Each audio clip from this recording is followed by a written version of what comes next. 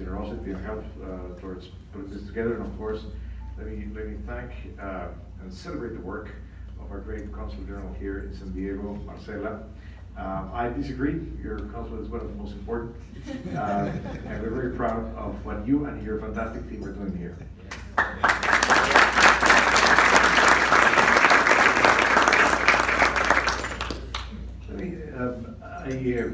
Some of you were this morning at UCSD, where Rafael was very kind to invite me.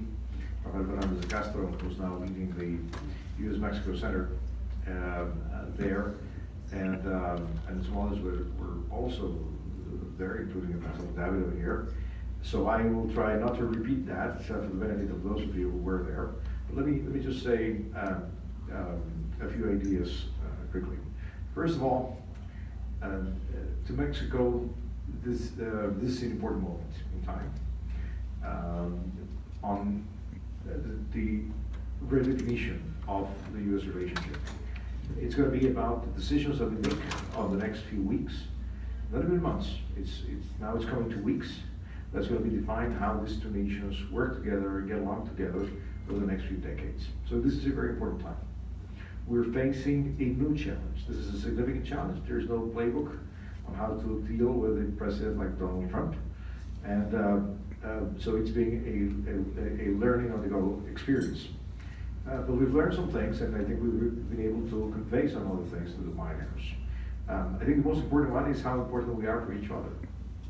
And everybody understands how important the U.S. economy, the U.S. market is for Mexico.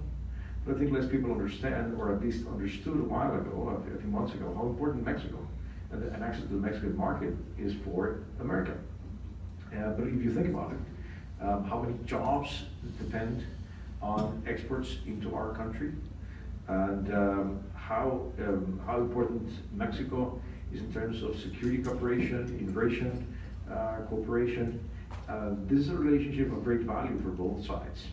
And while in 2016 we've heard a lot of voices say negative things about Mexico and the impact of Mexico to the U.S., 2017 and the first few months of 18 have been about the opposite.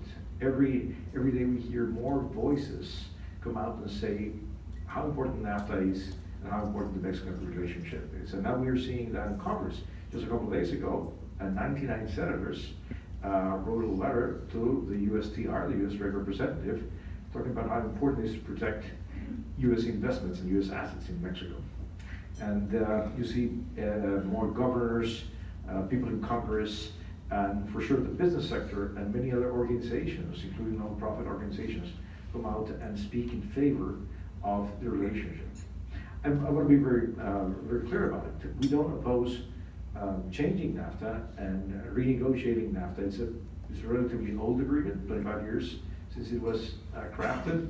It's due for a modernization, and we don't oppose that. We favor that, and we're working very hard and very seriously. But we understand trade not as a zero-sum proposition. It's a value creation proposition. So it's got to be a win-win, or in this case, a win-win-win, because it's about 3 countries, including Canada. So we are very close to make or break time. We've spent already several months working very seriously, and we approach this process in a professional way. We have a very strong negotiating team, and I think they've done a very good job in explaining what our positions are and trying to find common ground. I see seriousness on all sides. We have some differences, some very clear differences with some of the things that the U.S. administration has put out. But I definitely see some significant space for agreement. Is that going to happen? I don't know. It will depend.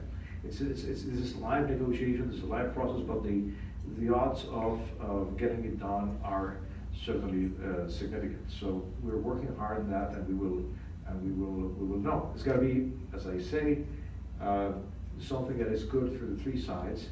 And for that to be possible, it needs to be rules-based trade.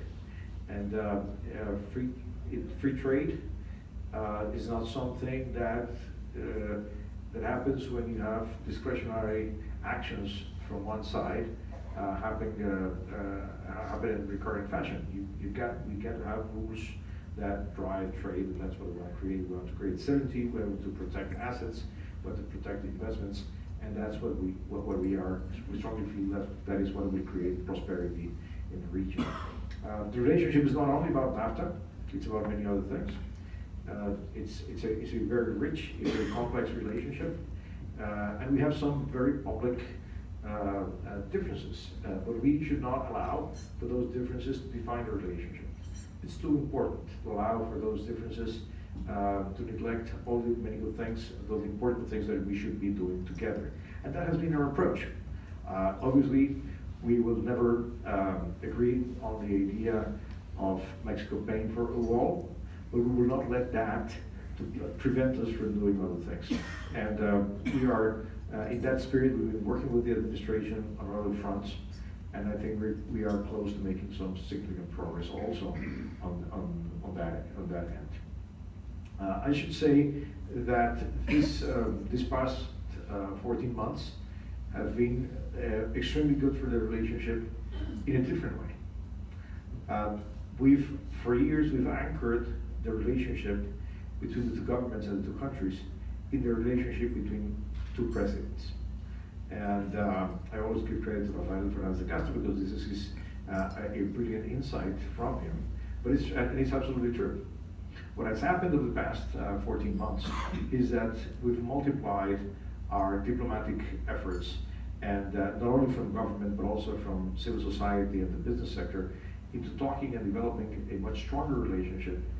First of all, regionally, that do not concentrate and do not focus only in Washington, but going to other places like this very important Cali-Baja region, as some name it,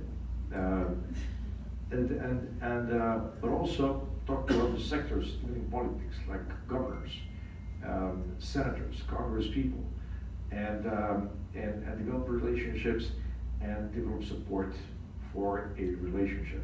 We may not agree with everybody on everything, but we have a fundamental understanding and a joint interest, which is protect the value of this relationship.